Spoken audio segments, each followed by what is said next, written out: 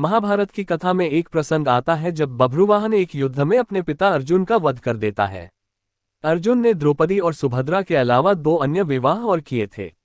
एक नाग कन्या उलूपी से जिससे कि पुत्र रावण पैदा हुआ था, जिसने महाभारत युद्ध में अपनी स्वैच्छिक बलि दी थी, तथा दूसरा विवाह किया था मणिपुर की राजकुमारी चित्रांगदा से, जिससे कि पुत्र बभ्रुवाहन पैदा हुआ था, जिसने एक युद्ध में स्वयं अपने पिता का वध किया था।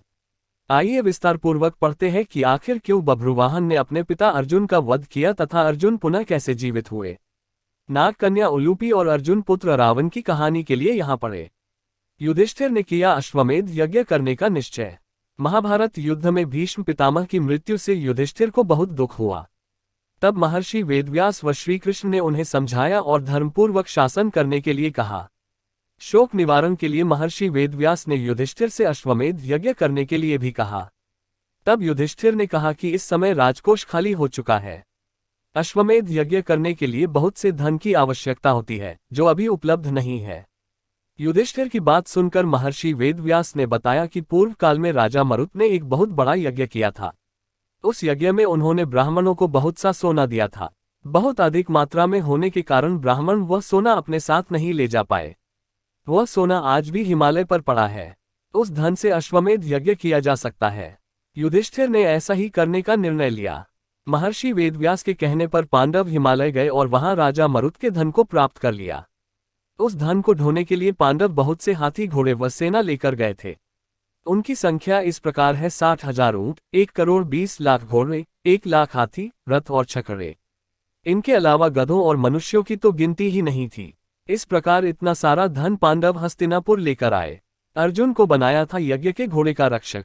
पांडवों ने शुभ मुहूर्त देखकर यज्ञ का शुभारंभ किया और अर्जुन को रक्षक बनाकर घोड़ा छोड़ दिया। वह घोड़ा जहां भी जाता, अर्जुन उसके पीछे जाते। अनेक राजाओं ने पांडवों की अधीनता स्वीकार कर ली। वहीं कुछ ने मैत्रीपूर्ण संबंधों के आधार पर पांडवों को कर देने की बात मान ली। किरात, मलेच्छ व यवन आदि देशों के राजाओं ने यज्ञ को घोड़े को रोक लिया। तब अर्जुन ने उनसे युद्ध कर उन्हें पराजित कर दिया। इस तरह विभिन्न देशों के राजाओं के साथ अर्जुन को कई बार युद्ध करना पड़ा। उलूपी ने उकसाया था बभ्रुवाहन को युद्ध के लिए। यज्ञ का घोड़ा घूमते घूमते मणिपुर पहुंच गया।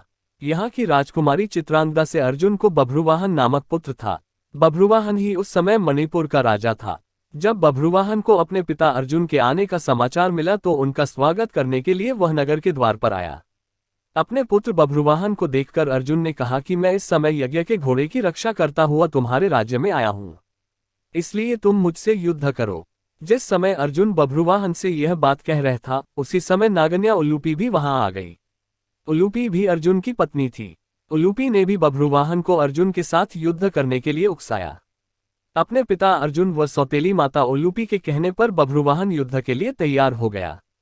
अर्जुन और बभ्रुवाहन में भयंकर युद्ध होने लगा। अपने पुत्र का पराक्रम देखकर अर्जुन बहुत प्रसन्न हुए।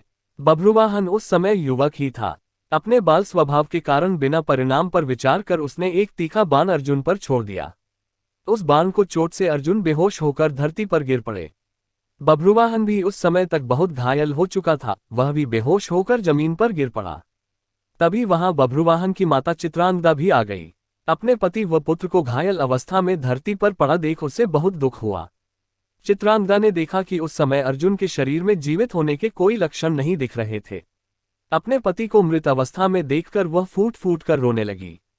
उसी समय बभ्रुवाहन को भी होश आ गया। जब उसने देखा कि उसने अपने पिता की हत्या कर दी है तो वह भी शोक करने लगा। अर्जुन की मृत्यु से दुखी होकर चित्रांगदा और बभ्रुवाहन दोनों ही आमरण उपवास पर बैठ गए। संजीवन मणि द्वारा पुनर्जीवित हो गए थे अर्जुन। जब नागन्या उलूपी ने देखा कि चित्रांगदा और बभ्रुवाहन आमरण उपवास पर बैठ गए हैं तो उसने संजीवन मणि का स्मरण किया। उस मणि के हाथ में आते ही उलूपी ने बभ्रुवाहन से कहा कि यह मणि अपने पिता अर्जुन की छाती पर रख दो। बभ्रुवाहन ने ऐसा ही किया। वह मणि छाती पर रखते ही अर्जुन जीवित हो उठे। अर्जुन द्वारा पूछने पर उलूपी ने बताया कि यह मेरी ही मोहिनी माया थी। उलूपी ने बताया कि छल पूर्वक भीष्म का वध करने के कारण वसु, एक प्रकार के देवता, आपको श्राप देना चाहते थे। जब ये बात मुझे पता चली तो मैंने यह बात अपने पिता को बताई। उन्होंने वसुओं के पास जाकर ऐसा न करने की प्रार्थना की।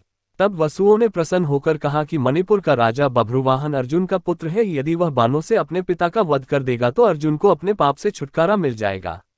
आपको वसुओं के श्राप से बचाने के लिए ही मैंने यह मोहिनी माया दिखलाई थी। इस प्रकार पूरी बात जानकर अर्जुन, बभ्रुवाहन और चित्रांगदा भी प्रसन्न हो गए। अर्जुन ने बभ्रुवाहन को अश्वमेध यज्ञ में आने का निमंत्रण दिया और पुनः अपनी यात्रा पर चल दिए। इस प्रकार अर्जुन अन्य देशों के राजाओं को पराजित करते हुए पुनः हस्तिनापुर आए। अर्जुन के आने की खबर सुनकर युधिष्ठिर आदि पांडव व श्रीकृष्ण बहुत प्रसन्न हुए।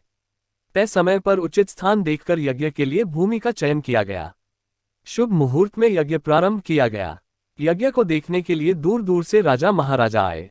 पांडवों ने सभी का उचित आदर सत्कार किया। बभ्रुवाहन, चित्रांगदा व उलूपी भी यज्ञ में शामिल होने आए। यज्ञ संपूर्ण होने पर युधिष्ठिर ने पूरी धरती ब्राह्मणों को ही दान कर दी है। तब महर्षि वेदव्यास ने कहा कि ब्राह्मणों की ओर से यह धरती मैं पुनः तुम्हें वापस करता हूँ। इसके बदले तुम सभी ब्राह्मणों को स्वर्ण दे दो।